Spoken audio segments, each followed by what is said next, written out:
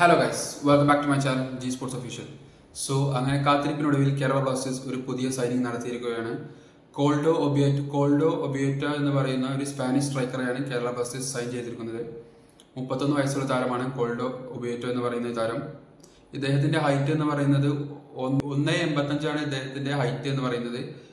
പിന്നെ ഇദ്ദേഹം കളിച്ച ക്ലബ്ബുകൾ നോക്കുകയാണെങ്കിൽ ഇദ്ദേഹം അധികവും സ്പാനിഷ് ക്ലബിലാണ് കളിച്ചിരിക്കുന്നത്. സ്പെയിനിൽ, ചുരുക്കം പറഞ്ഞാൽ സ്പെയിനിലാണ് അദ്ദേഹം കളിച്ചിരിക്കുന്നത്.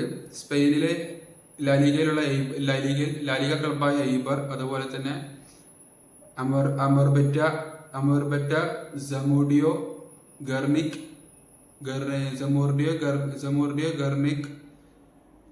ലാനിക്ക എന്നീ ക്ലബുകളിലാണ് അദ്ദേഹം കളിച്ചിരിക്കുന്നത്. പിന്നെ അദ്ദേഹം വളരെ എക്സ്പീരിയൻസ് ഉള്ള ഒരു സെന്റർ ഫോർവേഡാണ് കോൾഡോ ഒബിയേറ്റ എന്ന് പറയുന്ന താരം. പിന്നെ നമുക്കറിയാം, പിന്നെ അദ്ദേഹത്തിന്റെ സ്റ്റാറ്റ്സ് നോക്കുമ്പോൾ നമുക്ക് മനസ്സിലാകുന്നത് അദ്ദേഹം കളിച്ച സ്പാനിഷ് ലീഗുകളിലൊന്നും അദ്ദേഹം ഒരു മികച്ച ഗോൾ സ്കോറർ എന്ന് പറയാൻ സാധിക്കാത്ത ഒരു പ്ലെയർ ആയിട്ടാണ് അദ്ദേഹത്തിന്റെ സ്റ്റാറ്റ്സുകൾ കാണുമ്പോൾ നമുക്ക് മനസ്സിലാകുന്നത്. സോ നമുക്ക് സ്റ്റാറ്റ്സുകൾ മോശമാണ് എന്ന് കരുതി നമുക്ക് ഒരു മോശം പ്ലെയർ ആണ് എന്ന് പറയാൻ നമുക്ക് സാധിക്കില്ല. കാരണം നമുക്കറിയാം, നമ്മുടെ ക്ലബിലേക്ക് ഇതിന് മുൻപ് വന്ന ദിമിത്രിയോസ് ഡയമൻഡോസ്, അതുപോലെ തന്നെ ജീസസ് ജിമിനസ്, അൽവാരോ വാസ്കസ് എന്നീ താരങ്ങളൊന്നും വലിയ പേരോ പ്രശസ്തിയോ ഒന്നും ഇല്ലാതെയാണ് കേരള ബ്ലാസ്റ്റേഴ്സിലേക്ക് വന്നത്. അതിനുശേഷം അവരുടെ പെർഫോമൻസ് നമ്മൾ കണ്ടു തന്നെ അറിഞ്ഞതാണ്. മികച്ച പെർഫോമൻസ് ആണ് ഈ 3 താരങ്ങളും കേരള ബ്ലാസ്റ്റേഴ്സിലേക്ക് വന്നതിന് ശേഷം കാഴ്ചവെച്ചത്.